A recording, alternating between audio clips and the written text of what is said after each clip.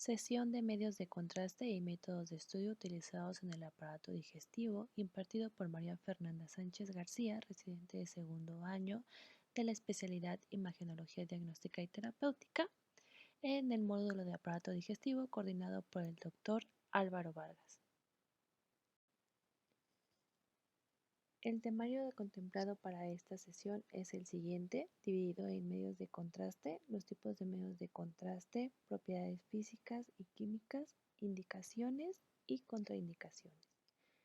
En cuanto a los métodos de imagen, observaremos radiografía convencional de abdomen, estudios contrastados del tracto digestivo como esofagograma, serie esofágo-gastroduodenal, tránsito intestinal, colon por enema, ultrasonido intestinal, tomografía computada y resonancia magnética enfocadas al tracto digestivo. En cuanto a la definición de medio de contraste, vamos a tener que es aquella sustancia o combinación de sustancias que, introducidas en el organismo por cualquier vía, permite resaltar y opacificar estructuras anatómicas normales y anormales. Debemos tener en cuenta ciertas consideraciones preliminares al realizar un estudio contrastado. En primera, tenemos que tener la evaluación del riesgo del paciente versus el beneficio potencial del examen asistido por contraste. Como punto número 2, tenemos las alternativas de obtención de imágenes que proporcionarían la misma o mejor información diagnóstica. Y como punto número 3, la garantía de una indicación clínica válida para la administración de medio de contraste.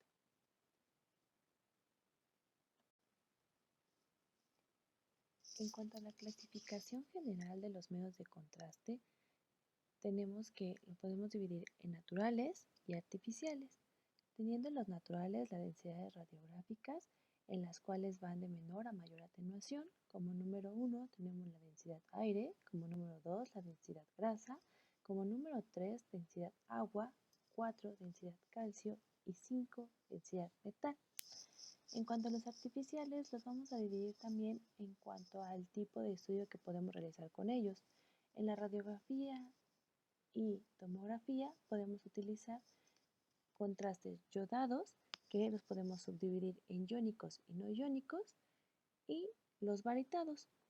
En cuanto al ultrasonido, podemos utilizar el contraste de microburbujas de gas, y en la resonancia magnética igual los podemos clasificar por su carga iónica, iónicos y no iónicos. También podemos clasificarlos como positivos, negativos y neutros. En la parte de los positivos tenemos a los contrastes no yodados, dados por el bario, y los yodados, que pueden ser hidrosolubles y no hidrosolubles. En cuanto a los negativos, tenemos al aire, al CO2, el oxígeno, y neutros tenemos agua, metilcelulosa, leche, jugo. Las características del bario van a ser las siguientes. Su número atómico es el 56, su símbolo es Ba, su masa atómica es de 137.32, el punto de fusión es de 725 grados centígrados, su punto de ebullición es de 1640 grados centígrados y su densidad relativa es de 3.5. Este va a ser el medio de contraste más utilizado para los estudios radiográficos del tracto digestivo, ya que este es inerte y esto evita que tenga un tipo de metabolismo, atenúa los rayos X y aumenta la radiopacidad de las estructuras. No es absorbible por el tracto digestivo y puede ser eliminado del cuerpo por las heces. En cuanto al uso de bario, vamos a tener ventajas y desventajas. Dentro de las ventajas tenemos que no se absorbe en el intestino. Su recubrimiento de la mucosa va a ser por una capa fina y por largos periodos. Lo podemos combinar con otros medios de contraste, como son los negativos, para poder realizar estudios de doble contraste y una mejor caracterización. No se absorbe en el tracto respiratorio y las desventajas van a ser que al no ser absorbible, el bario que se ubica fuera de la luz intestinal actuaría como un cuerpo extraño. En cuanto al colon distal, se puede quedar mucho tiempo impactado y hasta en un 1% puede ocasionar apendicitis secundaria a estudios realizados por Vario. En las desventajas en cuanto al mediastino, podríamos ocasionar una reacción inflamatoria y fibrosis extensa. Si hay aspiración del contenido gástrico hacia la vía aérea, podemos ocasionar una neumonitis química y en caso de alguna perforación intestinal, una peritonitis por Vario. En las imágenes de radiografía se puede observar como dato positivo señalado por las múltiples flechas blancas, imágenes radiopacas de morfología lineal, bordes regulares bien definidos en relación a placas de Vario intraperitoneales. A este mismo paciente se le tomó una tomografía de abdomen en adquisición transversal en la cual se confirma la presencia de estas placas aglomeradas dentro de la cavidad peritoneal, además de un homoperitoneo extenso.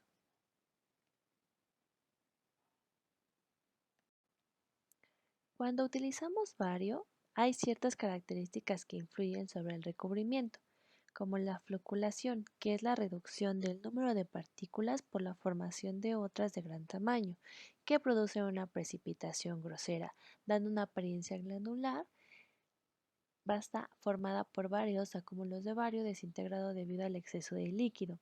Esto lo podemos revertir dándole más bario al paciente o con citrato de sodio, que es un agente defloculante. También tenemos la fragmentación, que va a ser un punteado irregular, a veces amorfo, que adopta la forma de copos de nieve.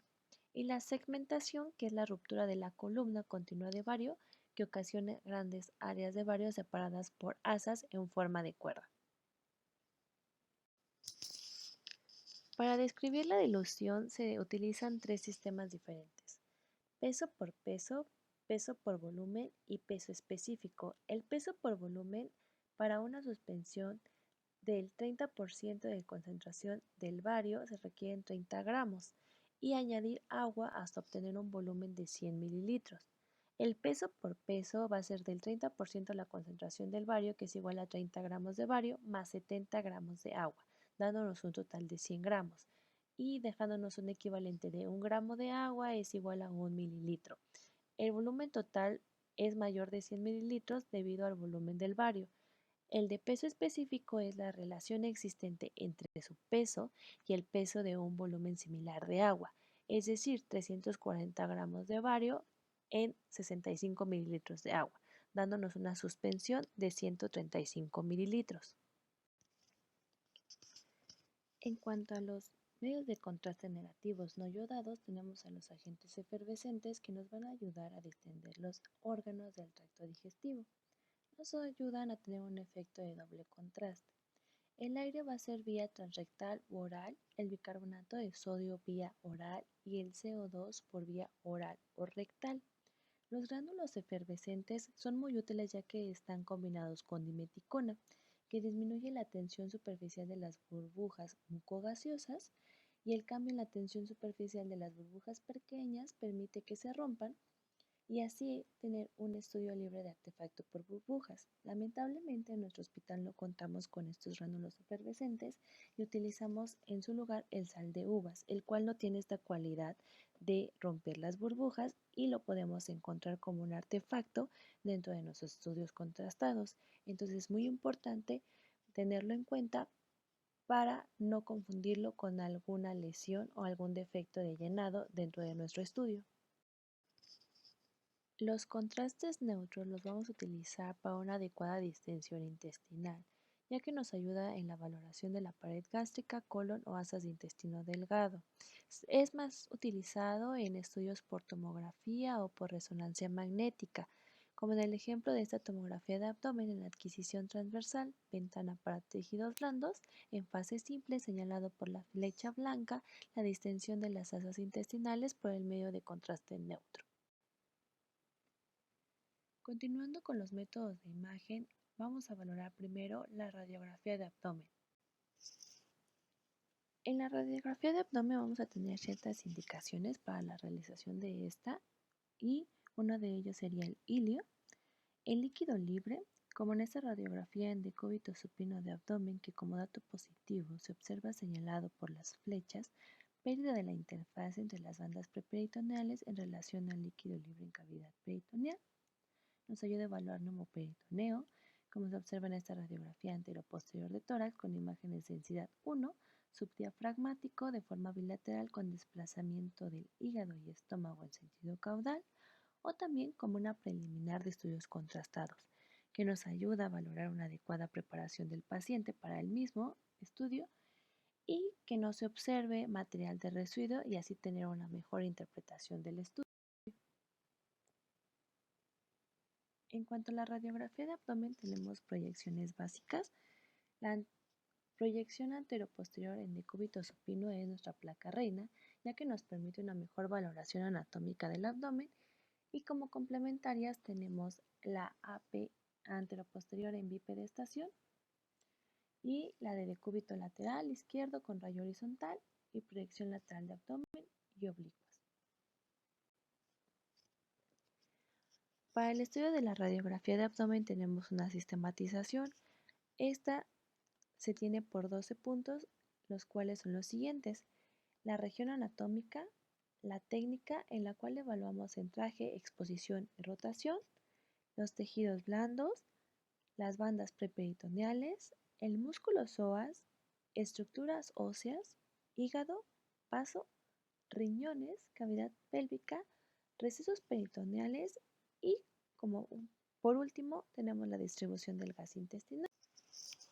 En este punto de la distribución del gas intestinal es importante diferenciar entre intestino delgado y el colon por las siguientes características.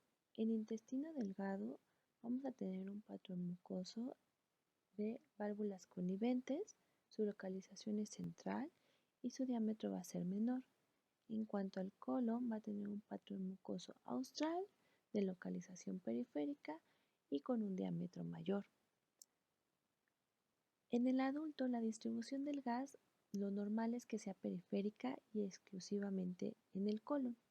En cuanto a los menores de 2 años, podemos observar la presencia de gas en el intestino delgado, y esto se da por dos características principales, ya que su alimentación va a ser líquida, con aerofagia y asociada a la succión, y a un tono disminuido del píloro. En cuanto a esta radiografía de abdomen en decúbito supino, se observa una adecuada distribución del gas, ya que solamente se encuentra en la periferia y en cavidad pélvica. En esta radiografía de un paciente menor de 2 años se observa la distribución del gas central dentro del intestino delgado por las características ya antes mencionadas. La proyección adicional anteroposterior en bipedestación nos ayuda a evaluar 4 puntos. El primero es aire libre subdiafragmático, que para esta evaluación el paciente requiere estar 5 minutos al menos en bipedestación para poder valorar mejor el gas en su porción más cefálica. Igual nos permite valorar los niveles hidroaéreos, la movilidad de órganos y la escoliosis. En esta radiografía anteroposterior en bipedestación de abdomen encontramos como dato positivo niveles hidroaéreos difusos.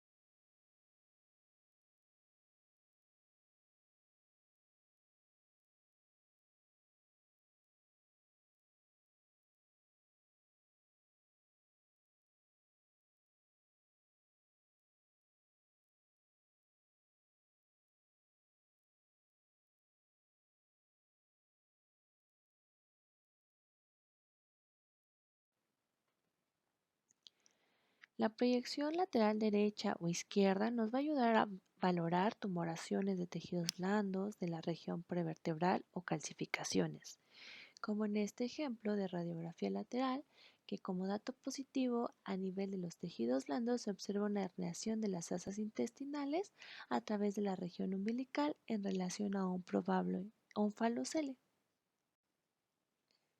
Estudios contrastados de abdomen tenemos el primer punto, el esofagograma, que nos ayuda a hacer una evaluación anatómica y funcional. Los métodos de contraste nos van a favorecer bastante en este tipo de estudios y vamos a evaluar los depósitos de contraste y los efectos de llenado. ¿Qué nos ayuda a evaluar el esofagograma?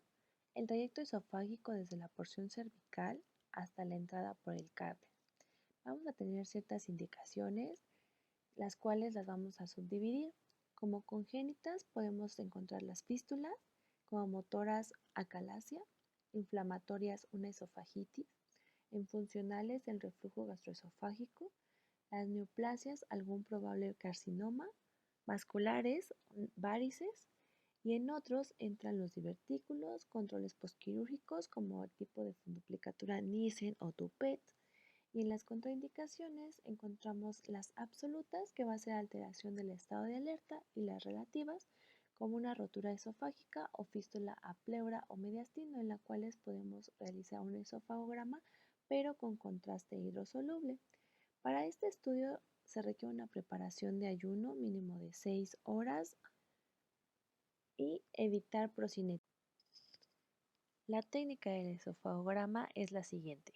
Primero el paciente debe de tomar la sustancia efervescente productora de CO2, posteriormente el bario, que van a ser 60 mililitros a una concentración del 30 al 50%, se va a tomar una radiografía de esófago antero-posterior, el paciente adulto en bipedestación y que vaya de la boca a la unión gastroesofágica.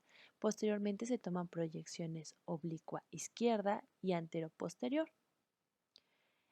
Como en esta imagen, parte de esofagograma en proyección antero-posterior, en el cual se observa el paso de medio de contraste a través del esófago de situación habitual y morfología alterada en la región interaórtico-bronquial por un área de estrechez y paso filiforme del medio de contraste en relación a una probable estenosis esofágica. También dentro del esofagograma podemos valorar la mecánica de la deglución. Esto casi siempre es en niños. En los adultos está indicado cuando tienen alguna neuropatía o algún evento quirúrgico. En cuanto a las proyecciones, va a ser una lateral derecha, una anteroposterior, una oblicua derecha y una oblicua izquierda. En la mecánica de la deglución vamos a evaluar 4 fases, 2 van a ser voluntarias y 2 involuntarias. Dentro de las voluntarias tenemos a la fase 1 u oral preparatoria, en la cual se va a formar el bolo alimenticio a través de la masticación y su mezcla con la saliva. En la fase 2, que es la oralopropulsiva, se va a producir una elevación y movimiento posterior de la lengua y la contracción del istmo de las fauces. Ya dentro de las fases involuntarias entra la fase 3 o faringea, en donde el bolo es propulsado hacia la parte posterior de la boca y hacia la faringe, dando guía del bolo alimenticio hacia el esófago y así evitando su paso hacia la vía aérea. En la fase 4 o esofágica, las ondas peristálticas primarias y secundarias van a ayudar a la apertura del esfínter esofágico inferior y permiten que el bolo alcance el estómago. La mucosografía nos va a permitir impregnar la mucosa y valorar mejor los pliegues gástricos. Para este se requiere una radiografía en bipedestación más oblicua anterior izquierda y oblicua anterior derecha en decúbito. La técnica de represión permite el estudio que los contornos y la luz de los órganos, evalúa alteraciones de la motilidad y mediante la compresión del estómago y duodeno. Para la realización de este tipo de estudio se requiere una mayor concentración de bario, por lo que se utiliza la papilla de bario para una mejor impregnación de los pliegues. Como en este ejemplo de estudio de mucosografía, se observa el paso de medio de contraste varitado a través del esófago. De situación y morfología habitual, como dato positivo, se observan múltiples defectos de llenado, redondeados de bordes regulares bien definidos, distribuidos de manera difusa. La serie esófago-gastroduodenal va a tener ciertas indicaciones, igual divididas en congénitas, que pueden ser fístulas o atresias, infecciosas como Candida albicans, motoras como la calasia, funcionales, el reflujo, hernias, traumáticos, la perforación, inflamatorias, esofagitis, úlcera gástrica, quirúrgica, pues por cambios.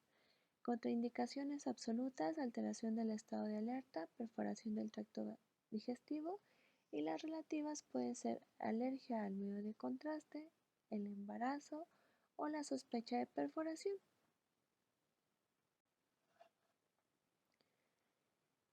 Dentro de la serie esófago-gastroduodenal también tenemos la técnica de doble contraste para la detección de lesiones superficiales de la mucosa e igual va de la boca al ángulo de Treitz. Este tiene ciertas contraindicaciones que serían la oclusión, la perforación o fístula y la alteración del estado de alerta. En cuanto a esta imagen, es parte de una serie esófago-gastroduodenal con doble contraste, en la cual se observa el paso del medio de contraste variado a través del esófago y estómago sin ninguna alteración. La técnica de la serie esófago-gastroduodenal va a ser la ingesta del agente efervescente, la ingesta de bario. En los escolares se dan 120 mililitros aproximadamente, en la pubertad de 180 a 200 mililitros y posteriormente se va a dar posición al paciente en Hampton y en Chatsky. El Hampton es una oblicua anterior izquierda con angulación del tubo caudal que nos ayuda a valorar las dos curvaturas y el medio de contraste va a tener una concentración en el fondo gástrico, como en esta imagen de parte de una serie de esófago gastrodenal en posición de Hampton para valoración del fondo gástrico, donde no se observan defectos de llenado ni depósitos de contraste en su interior.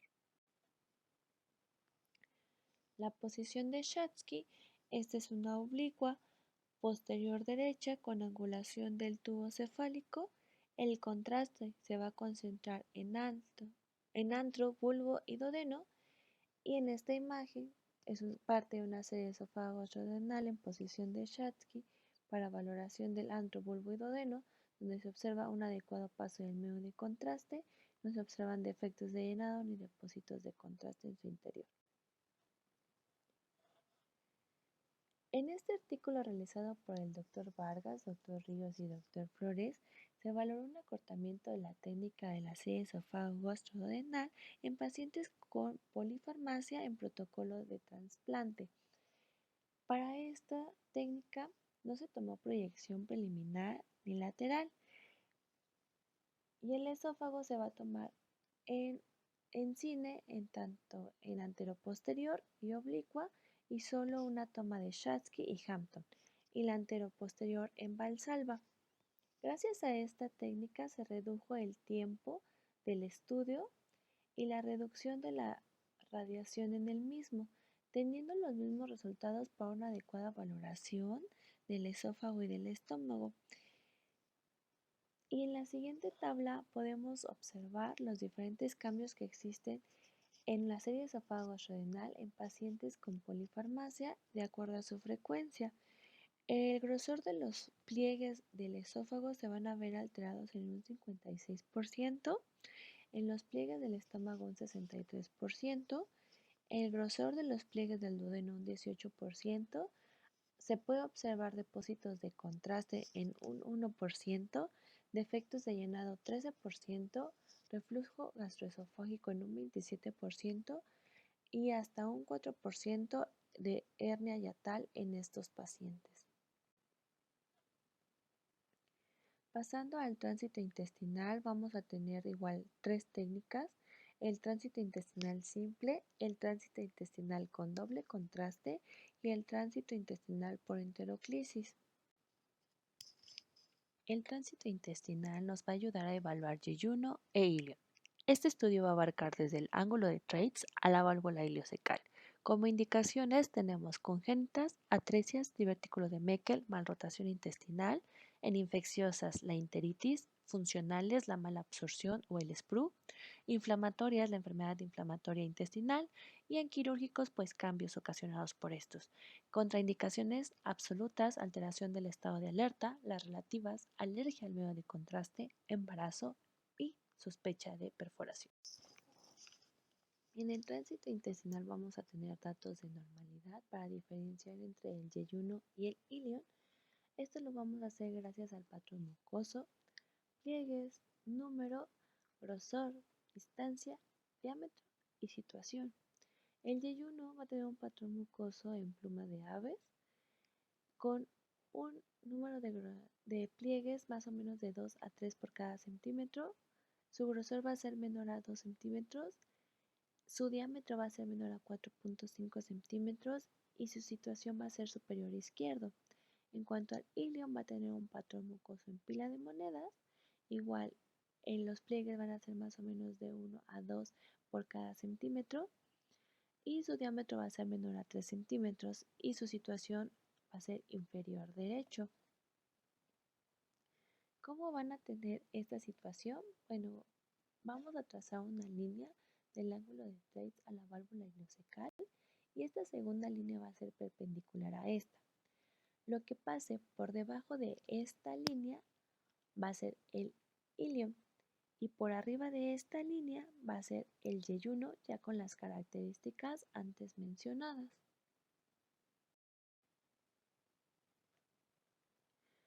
En cuanto a la técnica del tránsito intestinal, vamos a tener una toma preliminar, la ingesta en medio de contraste y 5 proyecciones anterior-posterior seriadas, estas en diferente tiempo, y el estudio se va a terminar cuando el bario llegue a la válvula ileocecal.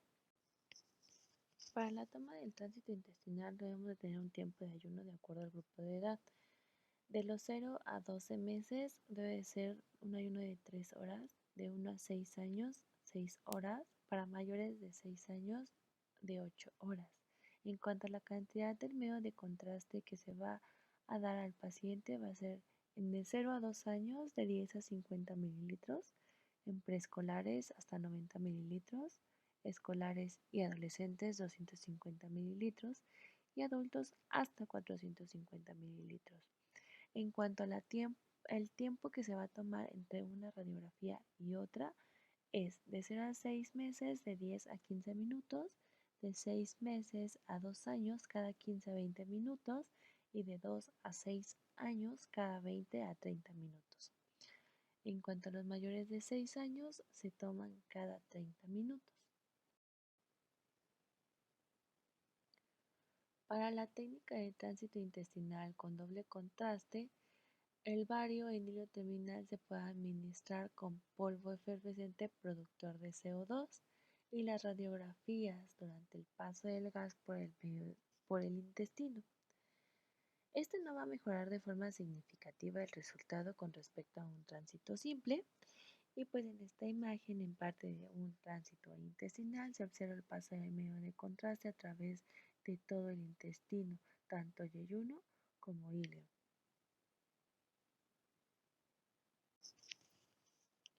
Para la realización del tránsito intestinal por técnica de enteroclisis tenemos las siguientes indicaciones: mala absorción, oclusión parcial de alto o bajo grado, oclusión crónica o recurrente del intestino delgado, hemorragia intestinal de origen indeterminado y examen de intestino delgado en personas de edad o de difícil movilidad. Esta técnica de estudio se va a realizar por el paso de medio de contraste a través de una sonda nasoyeyunal. Esta va a entrar directamente al duodeno o ya después al intestino delgado. En esta imagen, como parte de estudio de enteroclisis, como dato positivo se observa una imagen radiopaca de morfología lineal con punta distal en el duodeno en relación a sonda para realizar el estudio. En el intestino delgado se observa el paso de medio de contraste. En cuanto a la preparación, el paciente debe de tomar metoclopramida 20 miligramos 15 minutos antes. Sedación si es que el paciente está poco cooperador. Se introduce la sonda hasta el ángulo de Treitz y de ahí se instilan de 400 a 450 mililitros de bario al 50% de acuerdo a la fórmula de peso-volumen y la velocidad de infusión debe de ser de 75 mililitros por minuto. Posteriormente se procede a tomar las proyecciones radiográficas. Continuando con los estudios contrastados, tenemos de intestino delgado la enterotomografía. En este tenemos las indicaciones de la enfermedad de Crohn en la sospecha de sangrado del intestino delgado después de una endoscopia negativa, sospecha de tumor del intestino delgado, enfermedad celíaca, evaluación de complicaciones como el linfoma y las obstrucciones parciales del intestino delgado, por ejemplo, adherencias posoperatorias, enteritis por radiación o esclerodermia, la diarrea crónica y el dolor abdominal o sospecha de isquemia mesentérica crónica. En cuanto a este estudio de tomografía de abdomen en reconstrucción coronal, ventana para abdomen en fase venosa y contraste neutro, desde el estómago al intestino delgado, esta extensión nos permite mejor valoración de la mucosa. En cuanto a la técnica para la realización de la enterotomografía, requerimos un ayuno de 4 a 6 horas, en la cual se debe de beber de 1.5 litros de contraste oral neutro durante 30 a 60 minutos, con tragos pequeños. Para valoración tumoral debemos de realizar una fase arterial, una fase entérica a los 45-50 segundos y una venosa portal a los 60-80 segundos. Eso en una sospecha de enfermedad inflamatoria, nada más tomamos la fase entérica y si tenemos una sospecha de algo hemorrágico, pues con una simple arterial portal y otra tardía. En esta imagen de tomografía de abdomen en reconstrucción coronal en ventana para abdomen en fase arterial y proyección de máxima intensidad, también observamos contraste neutro que va desde el estómago al intestino delgado para una mejor valoración de la mucosa. La enteroresonancia magnética va a tener ciertas indicaciones. La principal indicación va a ser la enfermedad de Crohn, posteriormente enfermedad celíaca, adherencias posoperatorias, enteritis por radiación, esclerodermia, neoplasias malignas del intestino delgado y síndrome de pólipos intestinales. Vamos a tener ventajas y desventajas para la realización de este estudio. En las ventajas pues tenemos que es una excelente resolución espacial. Podemos utilizar contraste órgano específico, secuencias morfológicas y funcionales y este estudio es seguro en embarazadas y niños. En cuanto a las desventajas, tenemos que tienen una larga duración, alto costo, alta cooperación del paciente y una limitación y peligro inherente por el campo magnético. La técnica para resonancia magnética se requiere un ayuno de 4 a 6 horas, administración oral de 1 a 1.5 litros de solución con medidor al 2.5% o agua 40 minutos antes de realizarse el estudio. Las secuencias que podemos realizar va a ser T1 y T2 transversal y coronal, una T2 con saturación grasa, T1 con gadolinio, imágenes 3D ponderadas en T1 con saturación grasa y Hertz, que esta está ponderada en T2, que tiene menos artefacto de susceptibilidad paramagnética, pero tiene artefacto de vacío de señal intraluminal que puede imitar una lesión nodular. En cuanto a las imágenes que tenemos en la diapositiva, son un T2 con saturación grasa y sin saturación grasa, en la cual podemos observar como dato positivo una ausencia de señal en relación a una zona de estrechez en una enfermedad de Crohn. La siguiente imagen es una secuencia Hertz que lo que hace es, está basada en T2 y ocasiona que el líquido se vea hiperintenso. En colon por enema vamos a tener varias técnicas, la técnica enema convencional, la de doble contraste o técnica de Fisher, la enema por colestomía y la técnica de Hirschsprung, las cuales vamos a ver a continuación. El colon por enema convencional nos va a ayudar a evaluar el intestino grueso y va a abarcar desde el ano hasta la válvula ileocecal. En cuanto a las indicaciones que tenemos congénitas, van a ser malformación anorrectal, atresia colónica y en la enfermedad de Hirschsprung.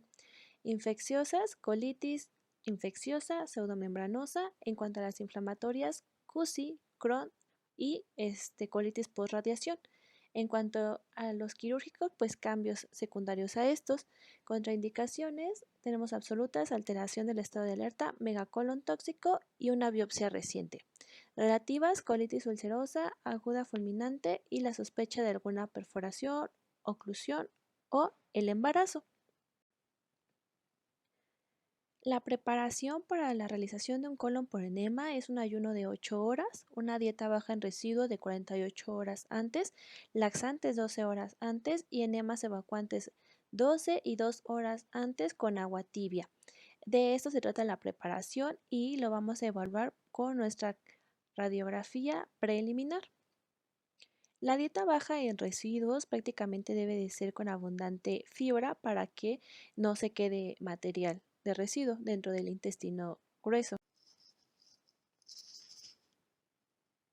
La técnica para el enema convencional nos va a ayudar a valorar la anatomía, el patrón mucoso y la oclusión al flujo. Para esto requerimos una radiografía preliminar anteroposterior en decúbito supino, la fase de llenado y la obtención de imágenes van a ser en las siguientes proyecciones: lateral, oblicua izquierda, oblicua derecha y una proyección panorámica del llenado y del vaciamiento, como en este estudio de colon por enema con paso de medio de contraste a través del intestino grueso, donde no se observan defectos de llenado ni depósitos de contraste.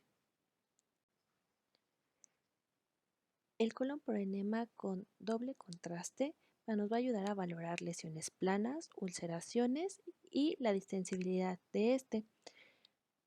Primero vamos a pasar el medio de contraste varitado. Al paciente lo vamos a dejar en una posición de cúbito lateral derecho, en la cual se va a hacer el paso del medio de contraste hasta el ciego.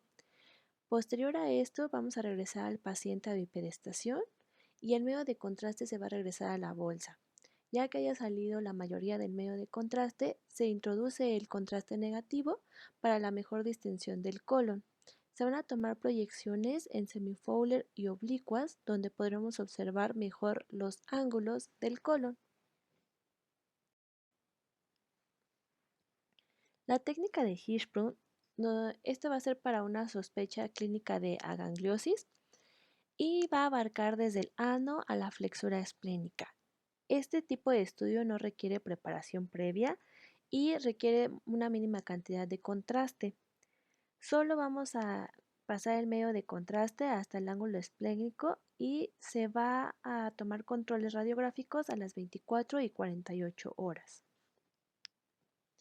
En este colon por enema con técnica de Hirschsprung vemos una proyección lateral en la cual se observa el paso de medio de contraste y como dato positivo podemos observar la zona de transición.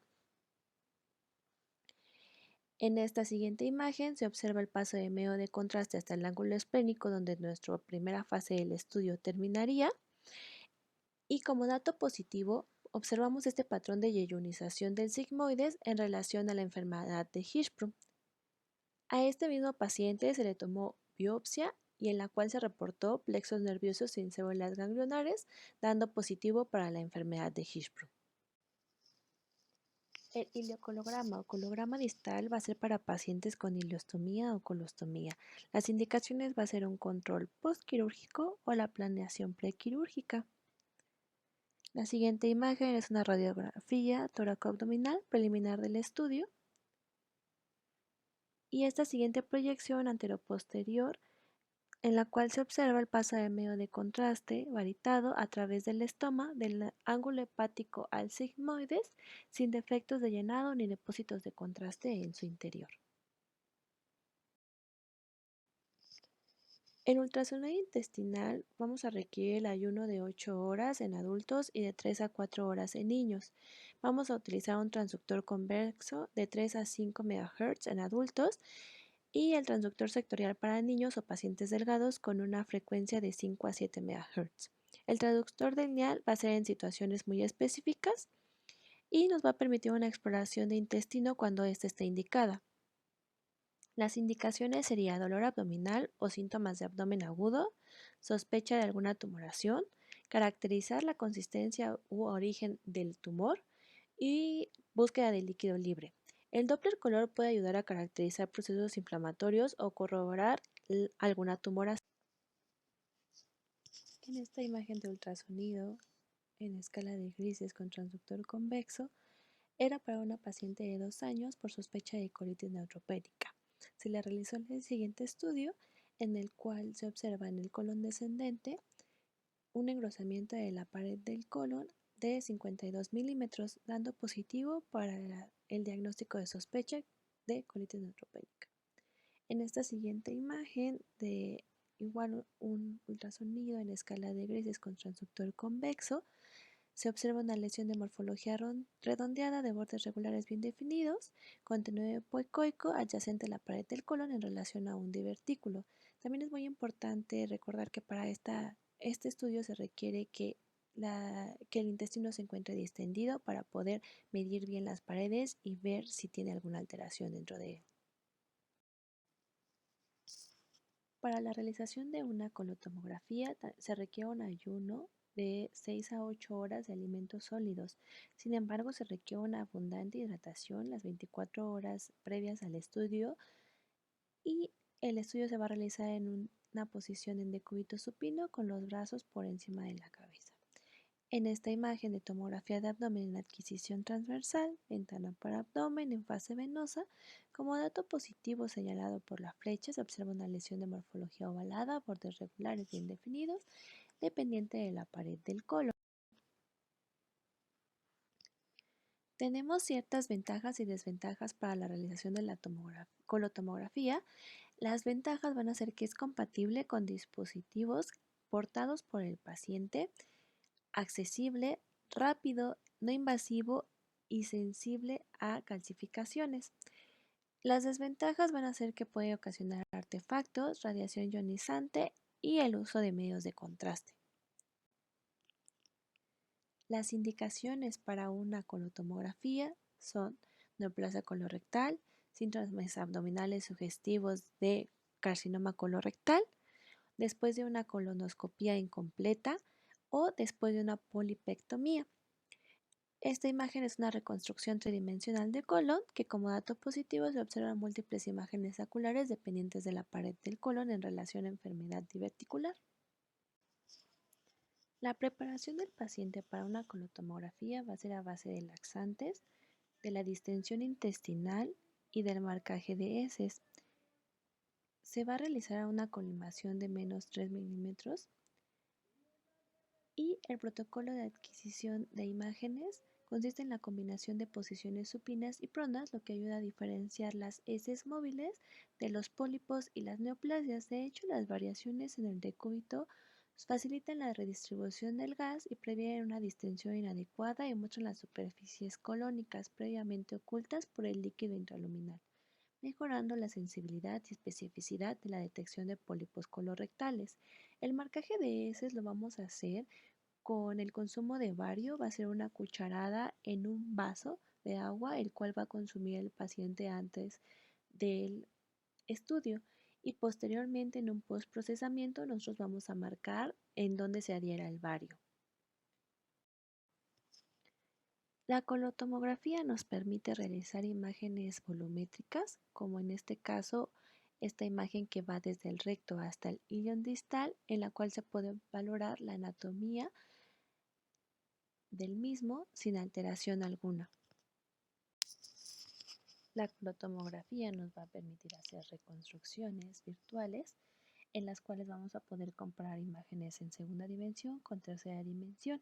Va a ser una navegación endoluminal en la cual podemos ver lesiones magnificadas, sin embargo no va a valorar lesiones extrínsecas. También podemos realizar la colorresonancia magnética, en la cual vamos a tener ciertas ventajas y desventajas. Ventajas tenemos que tiene una excelente resolución espacial, el contraste es organoespecífico, sus secuencias morfológicas y funcionales y es seguro en embarazadas y niños. Desventajas, su larga duración, el alto costo, la alta cooperación que se requiere del paciente y pues tiene limitación y peligro inherente por el campo magnético. Las indicaciones para una colorresonancia magnética va a ser la prueba de tamizaje para carcinoma colorectal, evaluación del colon después de una colonoscopia óptica convencional incompleta o fallida y la evaluación de estenosis para evaluar mejor el colon proximal en las neoplasias obstructivas detectadas por colonoscopia convencional y pacientes con contraindicación o que rechacen la colonoscopia convencional. En la colorresonancia magnética vamos a tener dos secuencias primordiales, la Bright Lumen, que está enfatizada en T1 y se administra por medio de un enema gadolíneo de 1000 a 1500 cc en una dilución de 1 en 100. Se van a obtener en plano coronal y nos va a ayudar a demostrar lesiones a manera de defectos de llenado, como en estas siguientes imágenes de resonancia magnética en adquisición coronal y transversal, en secuencia Bright Lumen, en la cual se observa hiperintenso el contenido colónico por la administración del gadolíneo. El Dark Lumen está enfatizada en T1, es con administración de aire, igual se adquieren de manera coronal y se administra el gadolíneo intravenoso. Esto nos ayuda a un reforzamiento de la mucosa y de las lesiones. Esta adquisición coronal de resonancia magnética en secuencia Dark Lumen con administración de gadolíneo se observa el reforzamiento de la mucosa y distensión intestinal por el contraste negativo para una mejor caracterización de las lesiones. En cuanto a las conclusiones de esta plática, es que la radiografía de abdomen en decúbito supino es la indicada para evaluar la distribución del gas intestinal. La mucosografía dio una mayor sensibilidad para observar la mucosa esofágica. La colotomografía es el mejor estudio para caracterizar las lesiones tumorales por imágenes en tercera dimensión y reconstrucciones virtuales. La colotomografía es el mejor estudio en el caso de que el paciente no se pueda someter a una colonoscopía. Y la entero y colorresonancia magnética puede ser el estudio ideal en pacientes con alta sensibilidad al contraste yodado o con enfermedad renal crónica sin terapia sustitutiva.